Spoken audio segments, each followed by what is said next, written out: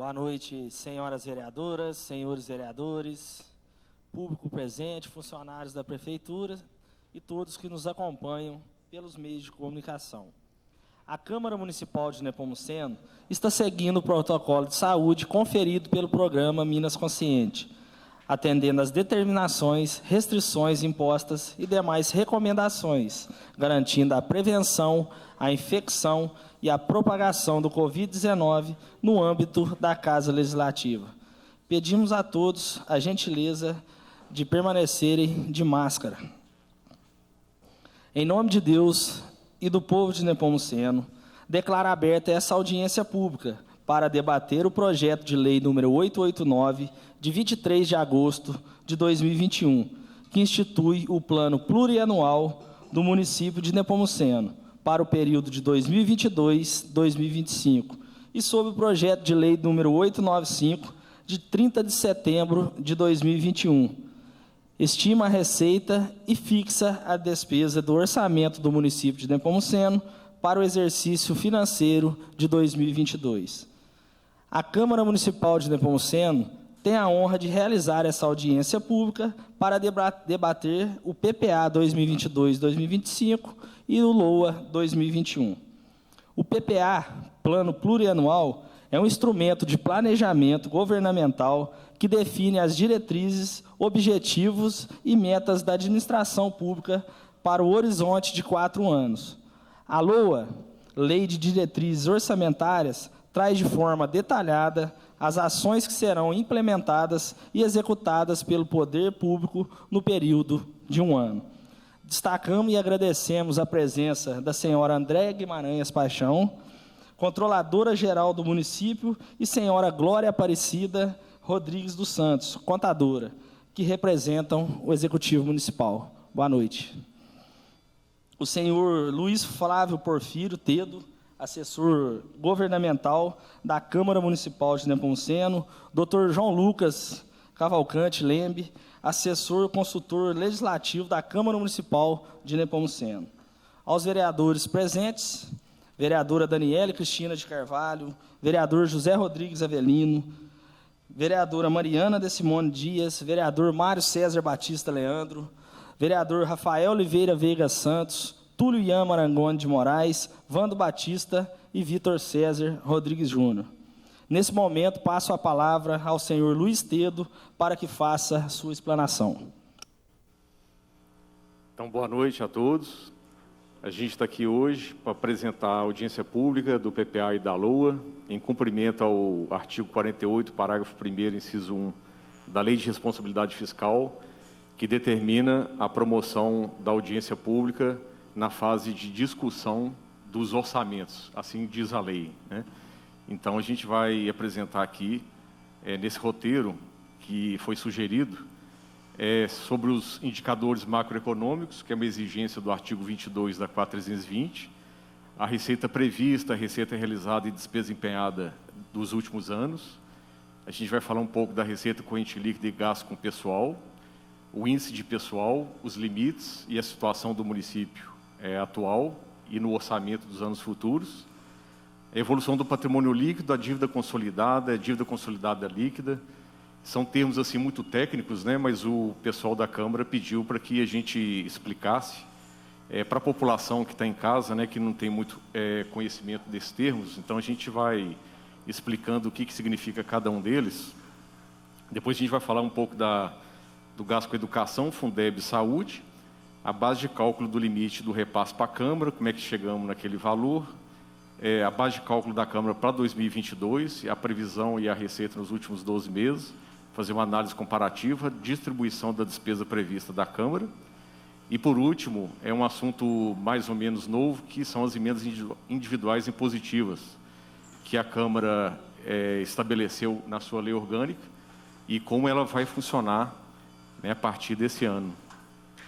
Então, o primeiro a gente vai falar um pouco dos indicadores macroeconômicos, que é uma exigência lá da Lei 4320, artigo 22.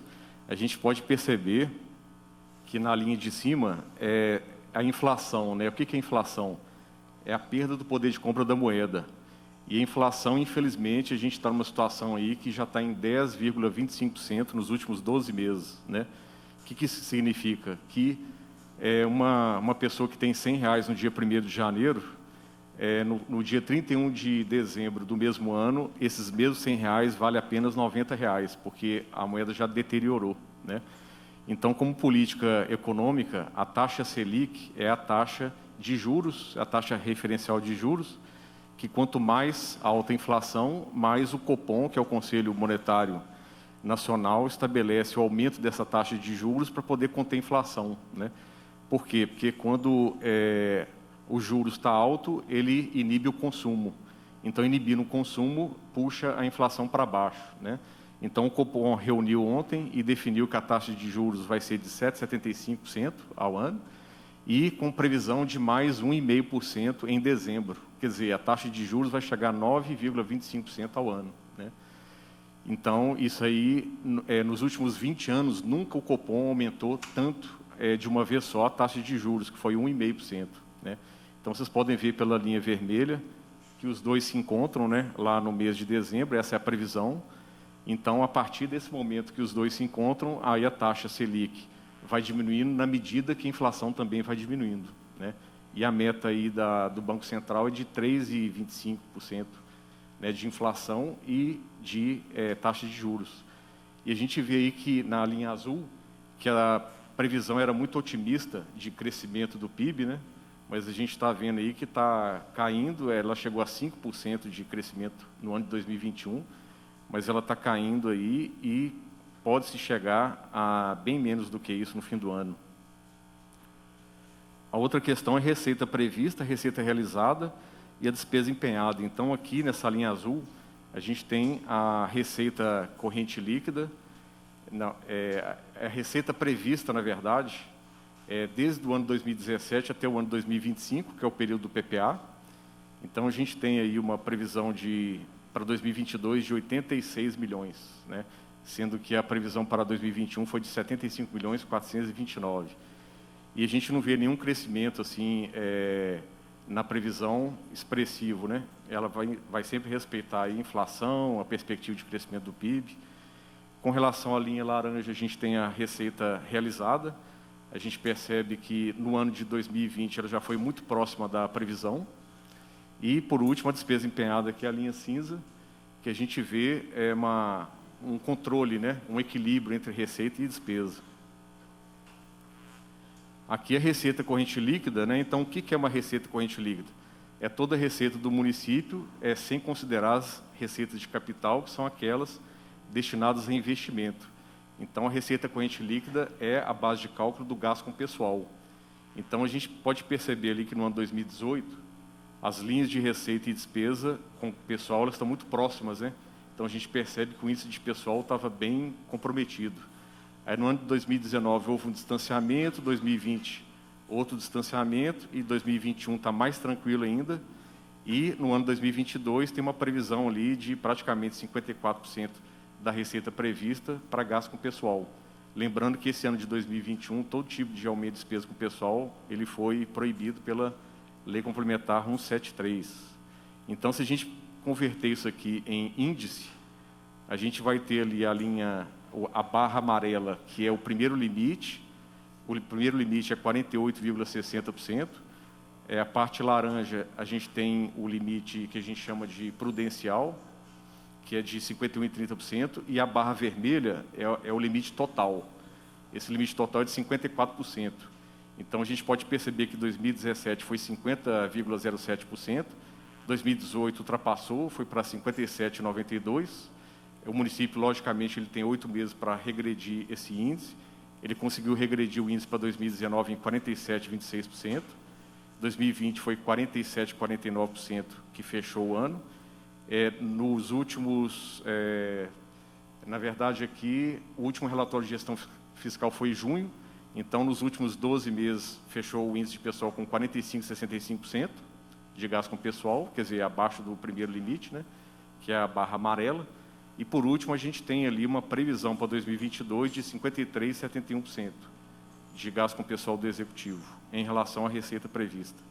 Mas isso não quer dizer que vai gastar vai comprometer esse índice todo, né? É só uma consignação no orçamento. Aqui a gente tem a evolução do patrimônio líquido, a gente vê que, ao longo do tempo, o patrimônio está aumentando, né? Ele fechou 2020 com 31.608.000 de patrimônio líquido. O que é patrimônio líquido? É tudo que o município tem, menos tudo que ele deve, né? Então, essa aí é a situação líquida.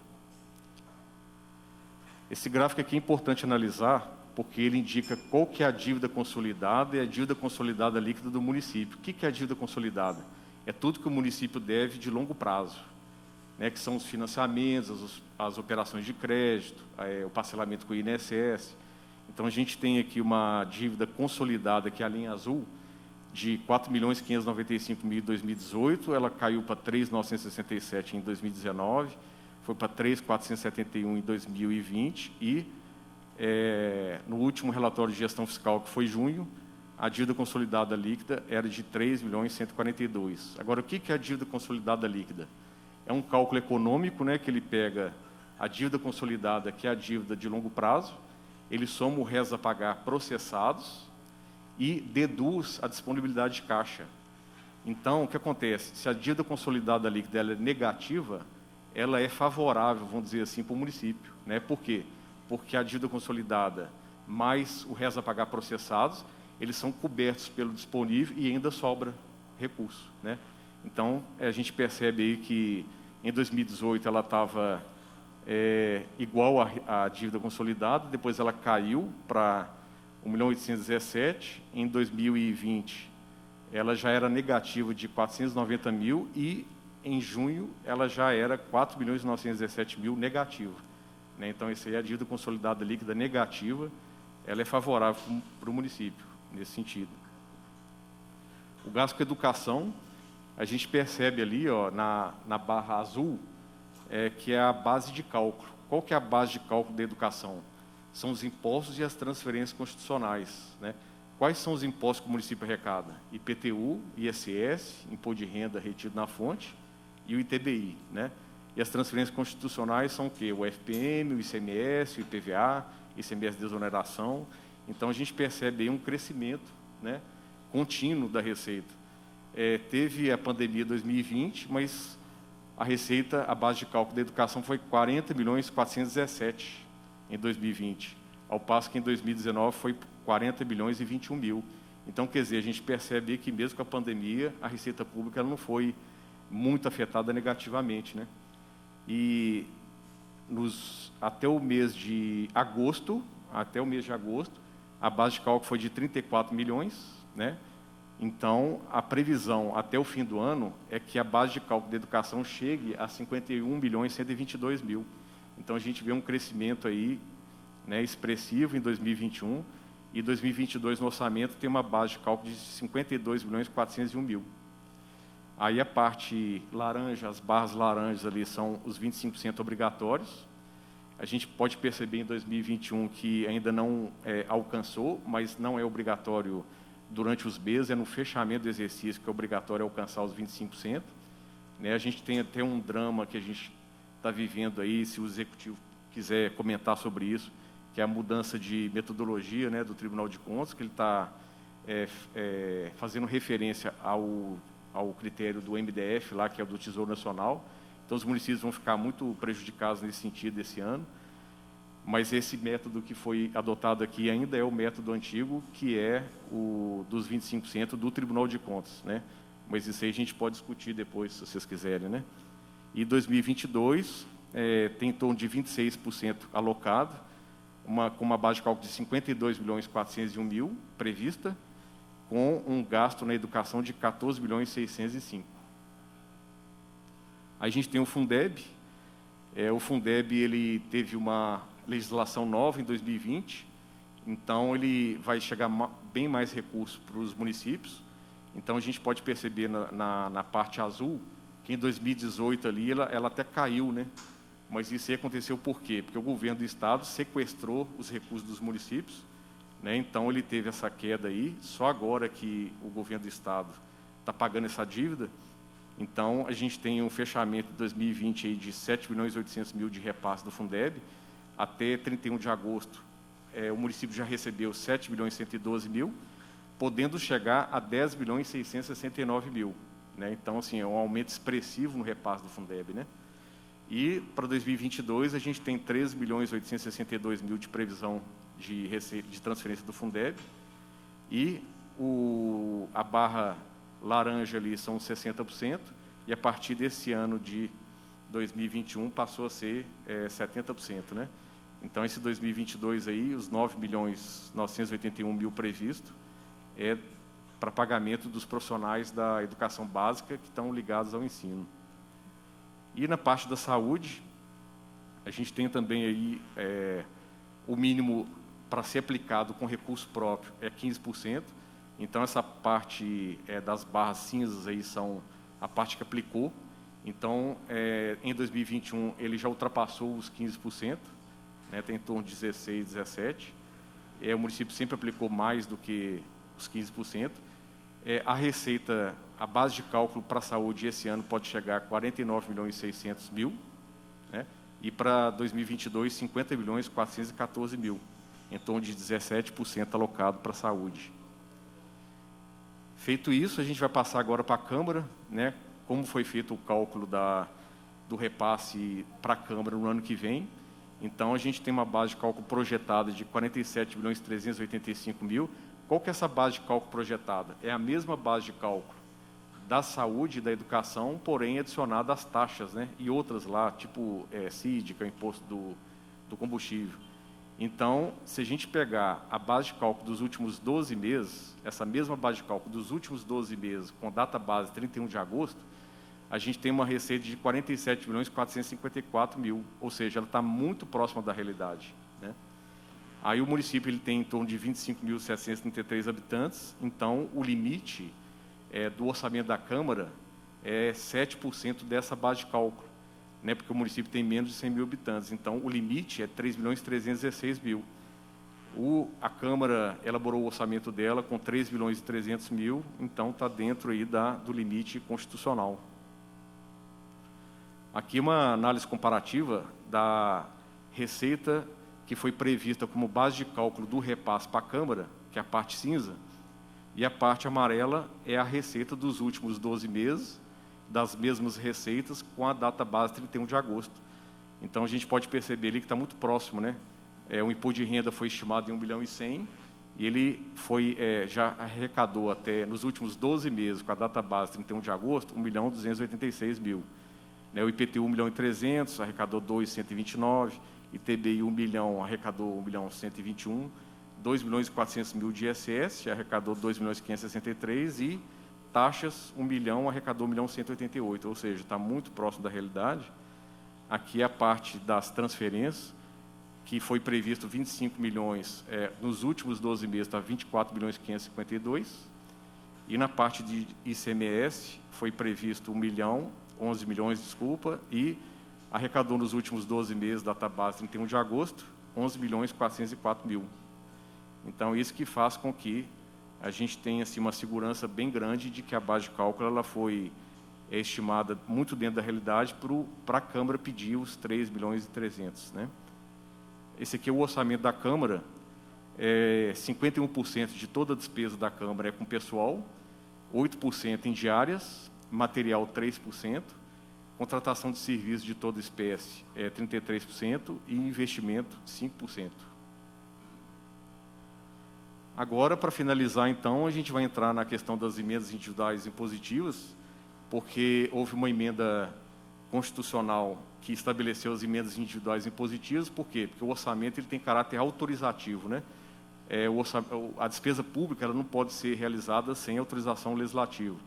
Então, ele tem um caráter autorizativo, mas essa emenda individual impositiva ela foi inserida na Constituição pelos artigos 166 e 166-A, e, de forma simétrica, a Câmara ela aprovou uma emenda na lei orgânica do artigo 129-A, né, que é obrigatória a execução das emendas individuais impositivas.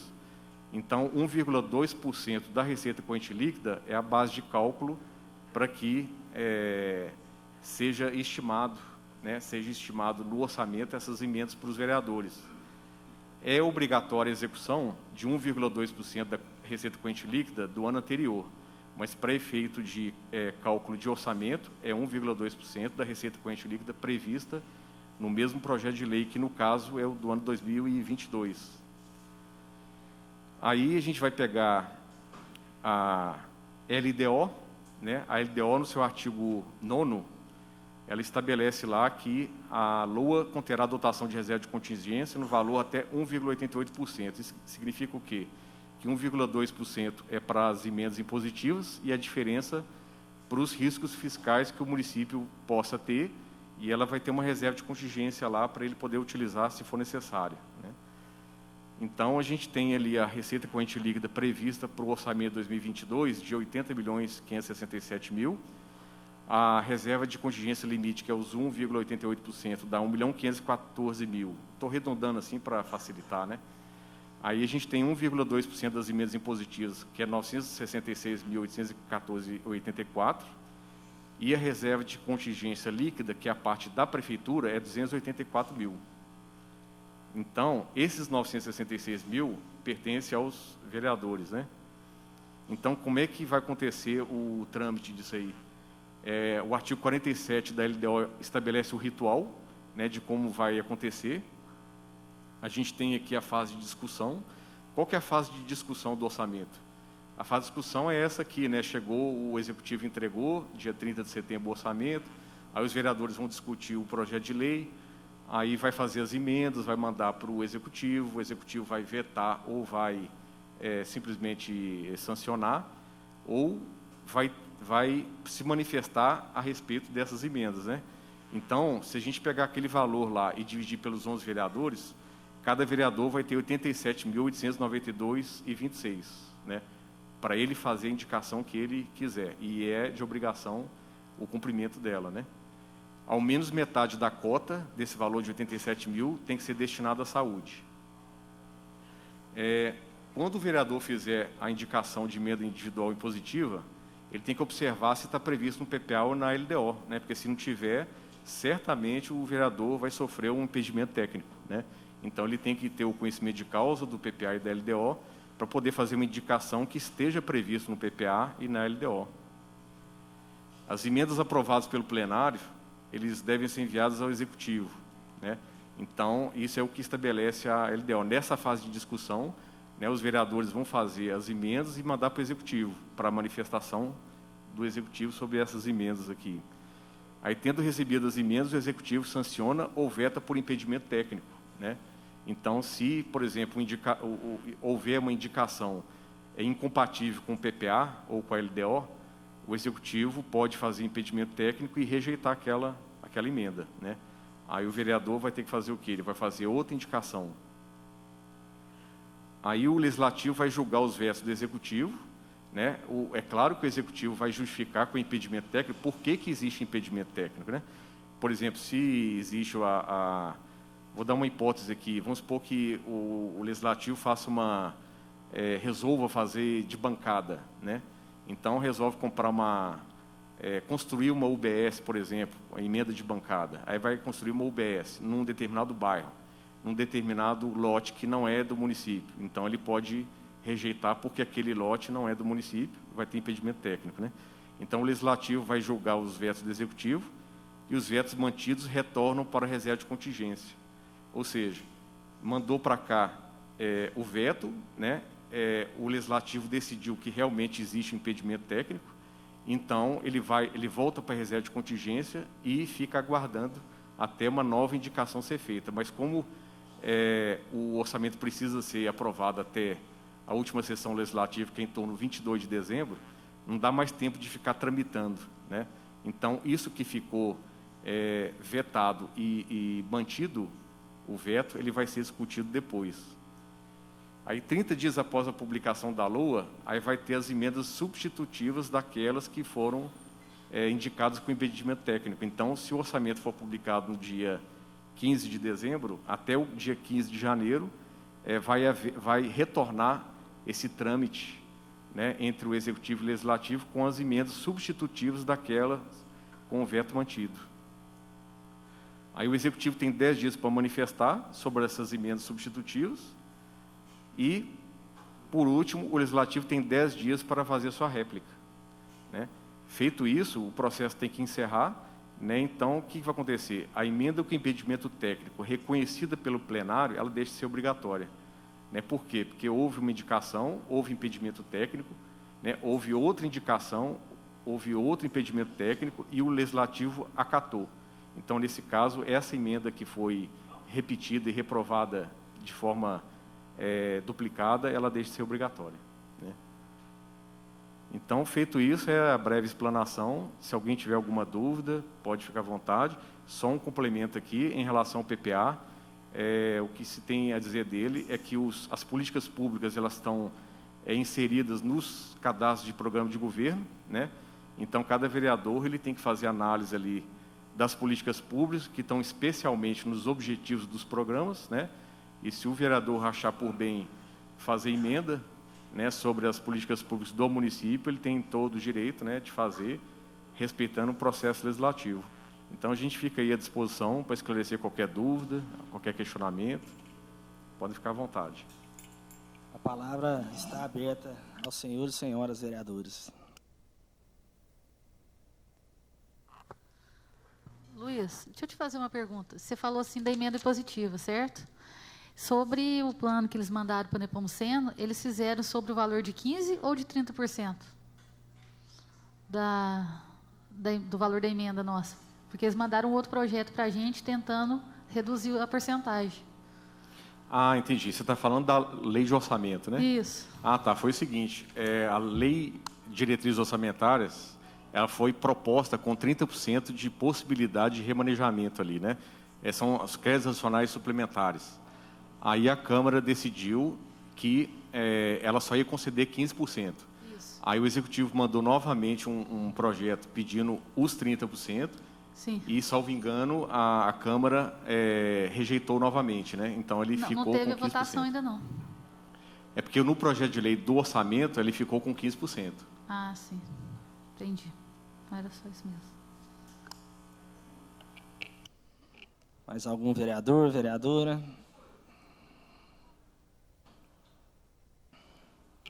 Gostaria, então, de agradecer a presença de todos. Senhora Andréia Guimarães Paixão, senhora Glória Aparecida Rodrigues dos Santos. Damos por encerrada, então, essa audiência pública. Presidente, Com a palavra, vereador. o Executivo não vai fazer uma breve explanação. Está aberta para Então, ela está à disposição para qualquer eventual pergunta de todos os vereadores. Só para fazer uma pergunta, então, com relação até esse tema da emenda positiva, como que está desse ano, de 21? Boa noite, primeiramente.